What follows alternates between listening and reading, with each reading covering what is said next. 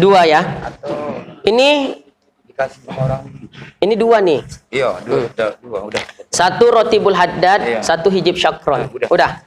Nah, ini beda-beda nih, dibagi-bagilah. Yang belum dapat nanti pinjam fotokopi sendiri. Iya. Jangan merajuk.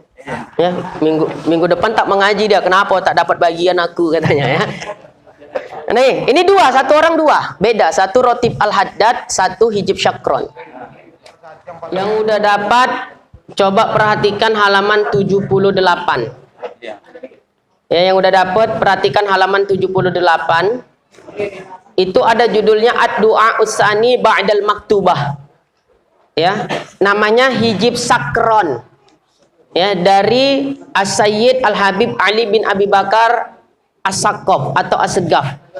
Biasa dipanggil dengan ya, disebut hijibnya namanya hijib sakron. Yang Palembang, Yang halaman 78.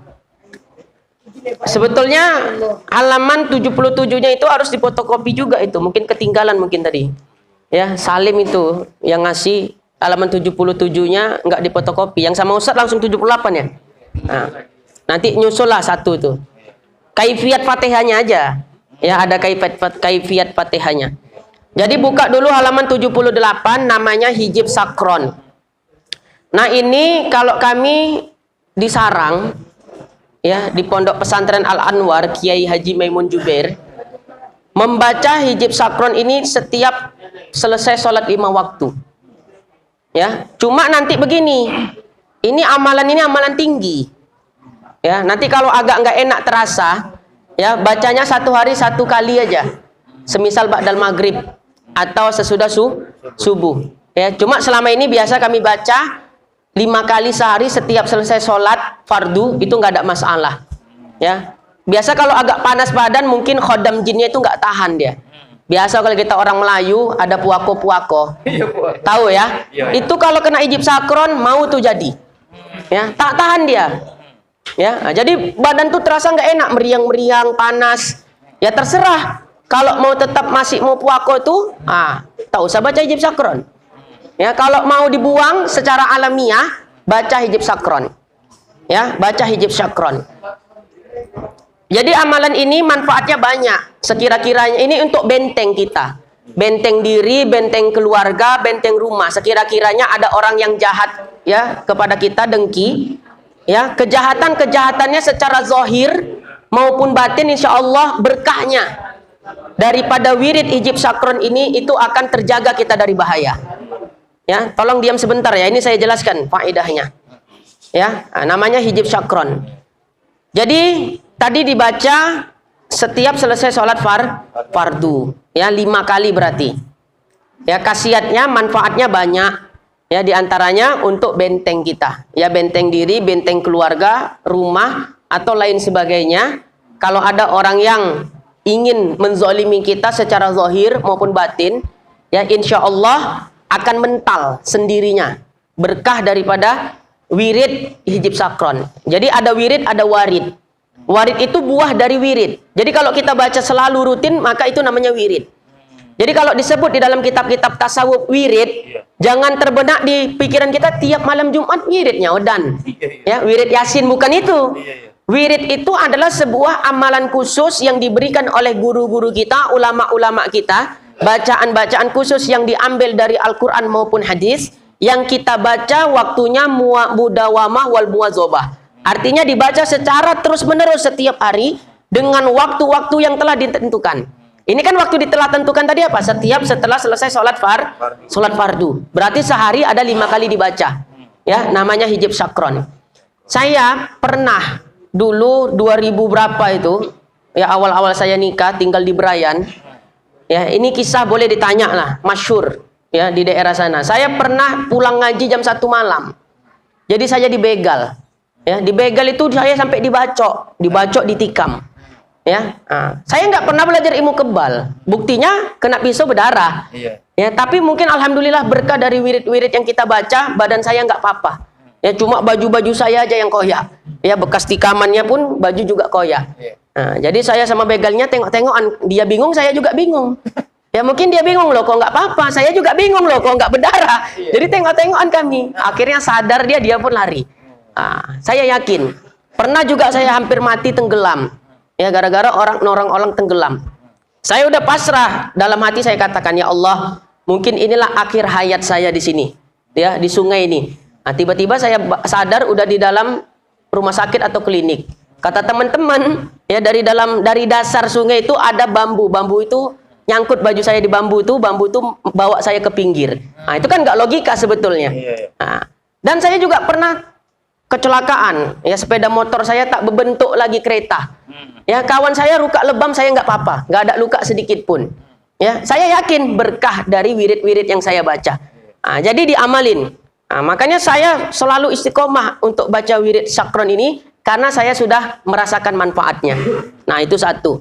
Nanti ada yang satu lagi namanya Rotib Al-Haddad. Ya, dua-dua nanti kita baca sama-sama di sini. Ya, walau agak telat sedikit kita pulang, ya, terlambat 15 menit nggak apa-apa ya.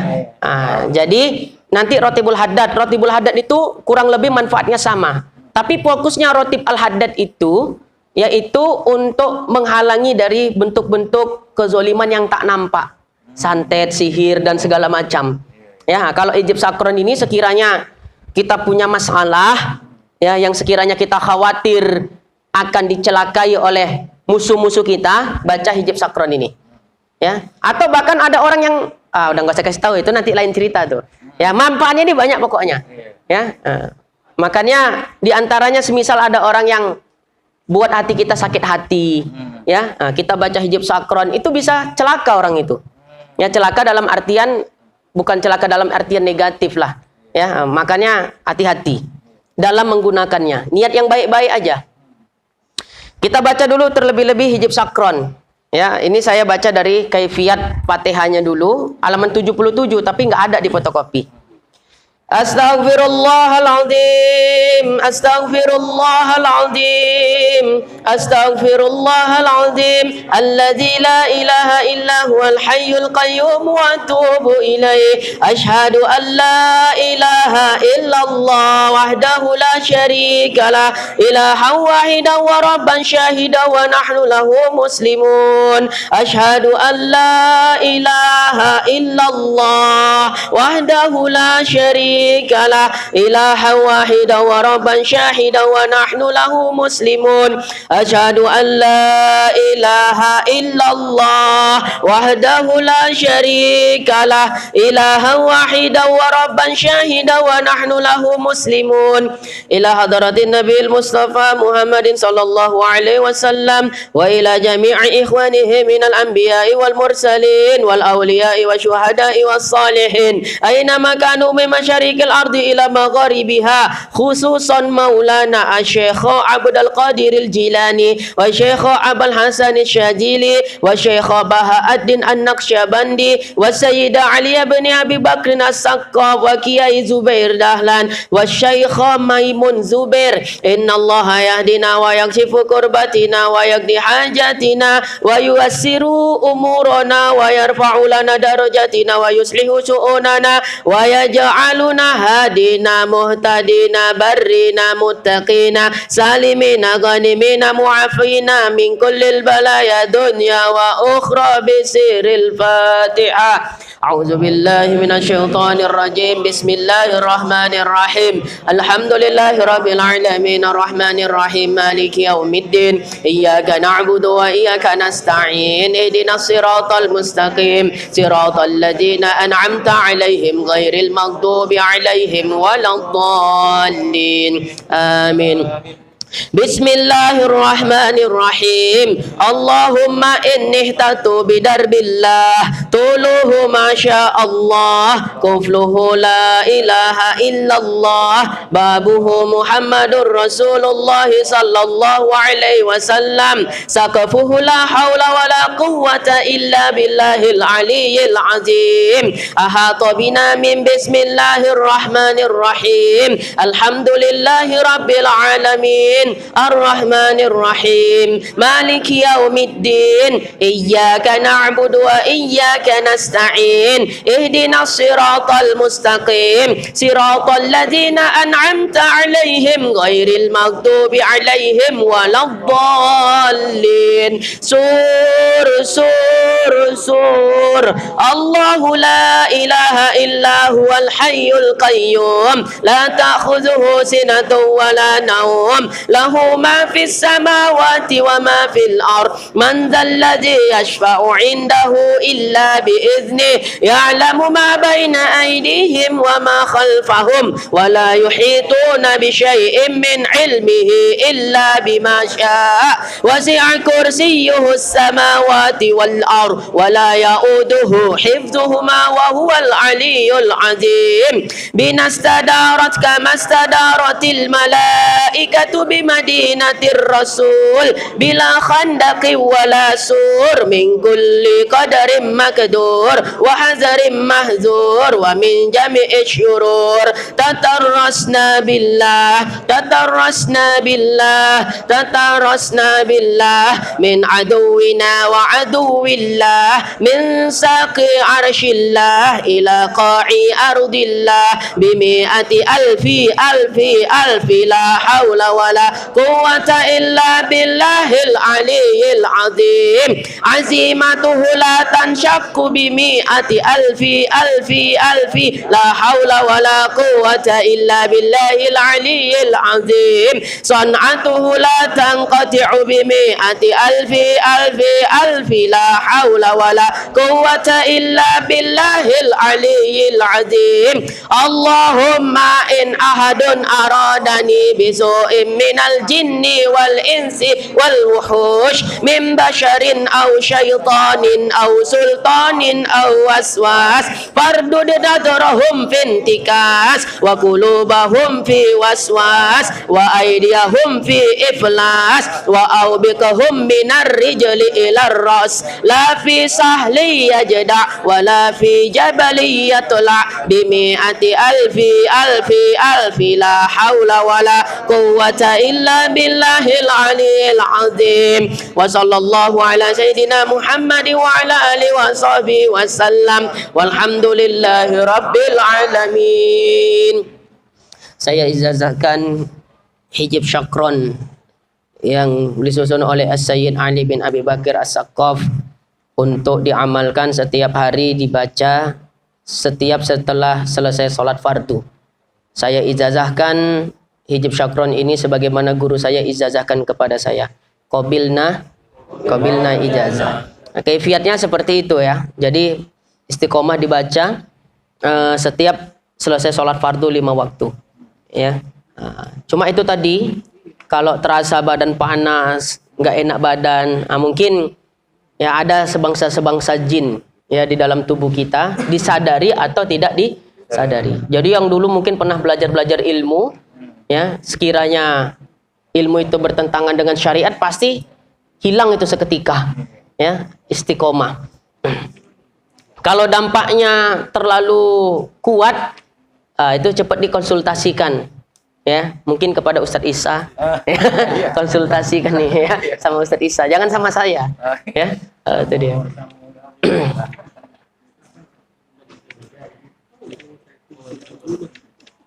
Kalau dipuasakan itu ya,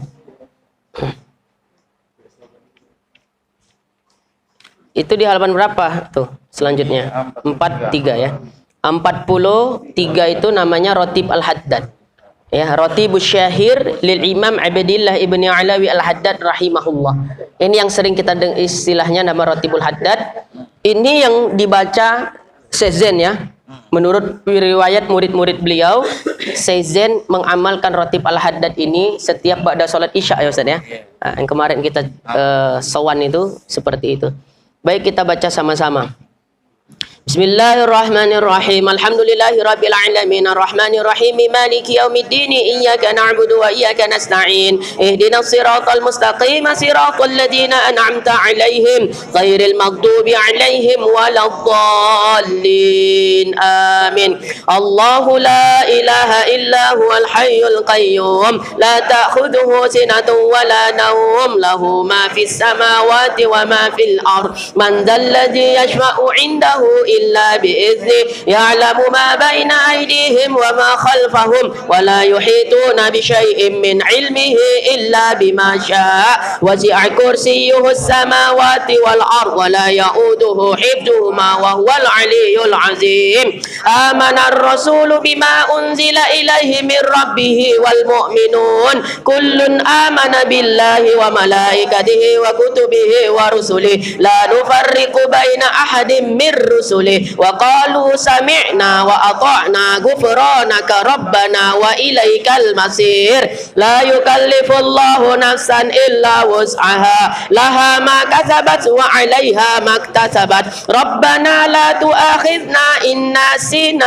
أو أخطأنا ربنا ولا تحمل علينا إصرا كما حملته على الذين من قبلنا ربنا ولا تحملنا ما لا طاقة لنا به واعف عنا واغفر لنا وارحمنا أنت مولانا فانصرنا على القوم الكافرين لا إله إلا الله وحده لا شريك له له الملك وله الحمد يحيي ويميت وهو على كل شيء قدير لا إله إلا الله وحده لا شريك له له الملك وله الحمد يحيي ويميت وهو على كل شيء قدير لا إله إلا الله وحده لا شريك له له الملك وله الحمد يحيي ويميت وهو على كل شيء قدير سبحان الله والحمد لله ولا إله إلا الله والله أكبر سبحان الله والحمد لله ولا إله إلا الله والله أكبر سبحان الله والحمد لله ولا إله إلا الله والله أكبر سبحان الله وبحمده سبحان الله العظيم سبحان الله وبحمده سبحان الله العظيم سبحان الله وبحمده سبحان الله العظيم ربنا اغفر لنا وتب علينا إنك أنت التواب الرحيم ربنا اغفر لنا وتب علينا إنك أنت التواب الرحيم ربنا اغفر لنا وتب علينا إنك أنت التواب الرحيم اللهم صل على محمد اللهم صل عليه وسلم اللهم صل على محمد اللهم صل عليه وسلم اللهم صل على محمد اللهم صل عليه وسلم أعوذ بكلمات الله التامات من شر ما خلق أعوذ بكلمات الله التامات من شر ما خلق أعوذ بكلمات الله التامات من شر ما خلق بسم الله الذي لا يضر مع اسمه شيء في الأرض ولا في السماء وهو السميع العليم بسم الله الذي لا يضر مع اسمه شيء في الأرض ولا في السماء وهو السميع العليم بسم الله الذي لا يضر مع اسمه شيء في الأرض ولا في السماء وهو السميع العليم رضينا بالله ربا وبالإسلام دينا وبمحمد نبيا رضينا بالله ربا وبالإسلام دينا وبمحمد نبيا رضينا بالله ربا وبالإسلام دينا وبمحمد نبيا بسم الله والحمد لله والخير والشر بمشيئة الله بسم الله والحمد لله والخير والشر بمشيئة الله بسم الله والحمد لله والخير والشر بمشيئة الله آمنا بالله واليوم الآخر تبنا إلى الله باطنا وظاهرا آمنا بالله واليوم الآخر تبنا إلى الله باطنا وظاهرا آمنا بالله واليوم الآخر تبنا إلى الله باطنا وظاهرا يا ربنا واعف عنا وامه الذي كان منا يا ربنا واعف عنا وامه الذي كان منا يا ربنا واعف عنا وامه الذي كان منا يا ذا الجلال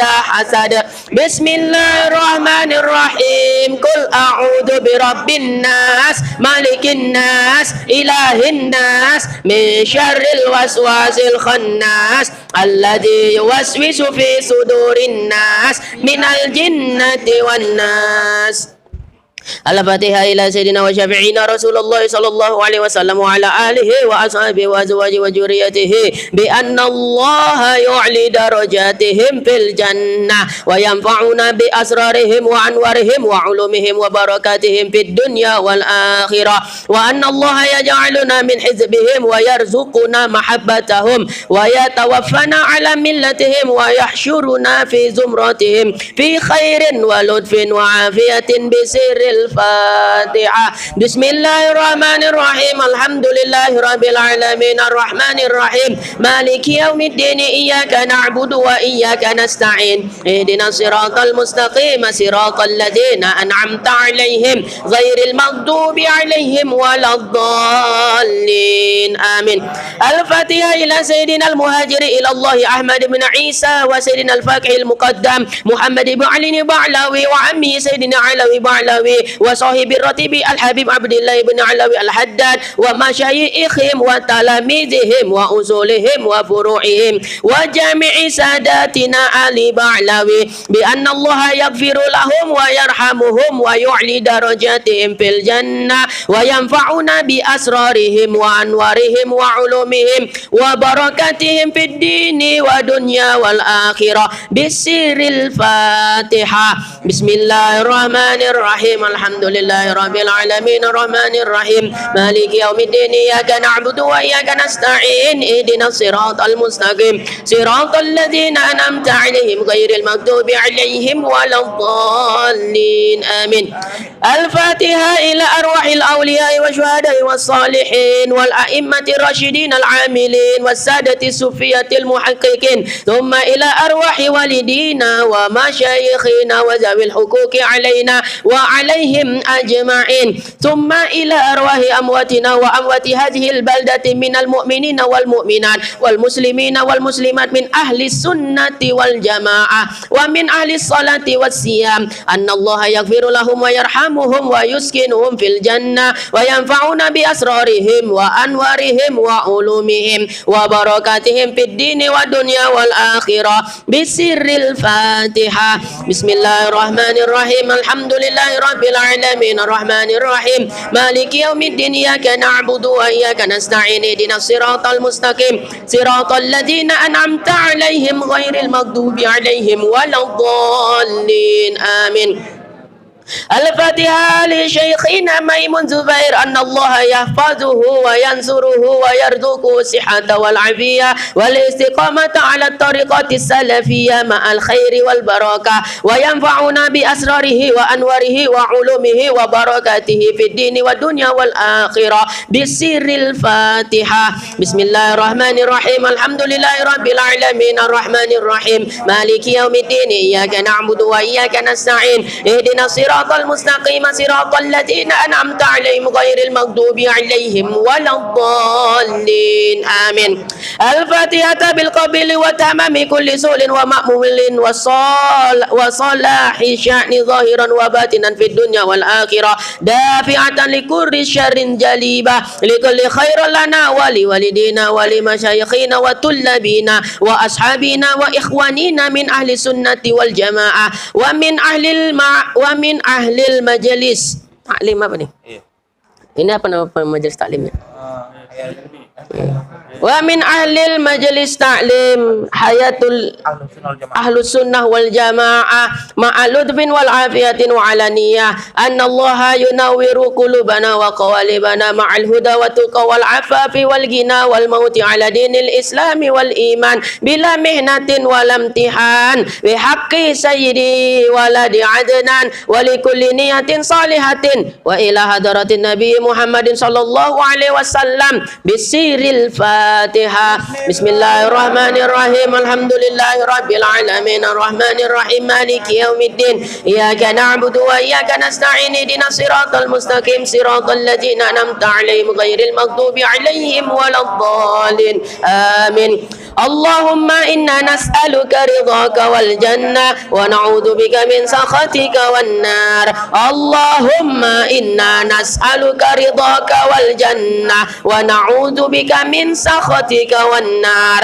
Allahumma inna nas'aluka ridhaka wal jannah wa na'udzu bika min sakhatika wan nar. Ya alimas sirri minna la tahtikis sitra anna wa afina wa'fu anna wa kullana haitsu kunna. Ya alimas sirri minna la tahtikis sitra anna wa afina wa'fu anna wa kullana haitsu kunna.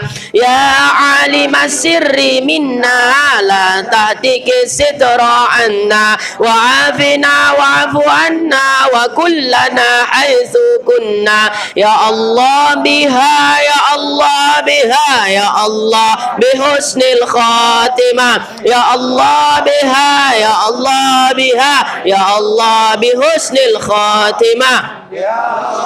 biha ya Allah biha ya Allah bihusnil khatimah. Itu tadi bacaan Ratibul Haddad. Dengan bacaan semisal itu saya ijazahkan Ratibul Haddad ini kepada jamaah semua sebagaimana guru saya mengijazahkannya. Diamalkan setiap malam ba'dal maghrib atau ba'dal isya. Mudah-mudahan kita mendapatkan warid daripada Ratibul Haddad yang kita baca ini. Saya ijazahkan kepada jamaah semuanya. Qabilnal ijazah. Saran saya sebelum taklim kan sambil nunggu tuan guru kan, Ustadz pimpin aja baca ini ya, daripada dukhon-dukhon kan atau sebagainya. Nah, jadi sambil nunggu jemaah-jemaah yang lain ada 10 orang 15 orang Ustadz pimpin baca Ratibul Haddad. Nah, jadi selesai udahlah datang tuan guru tuh.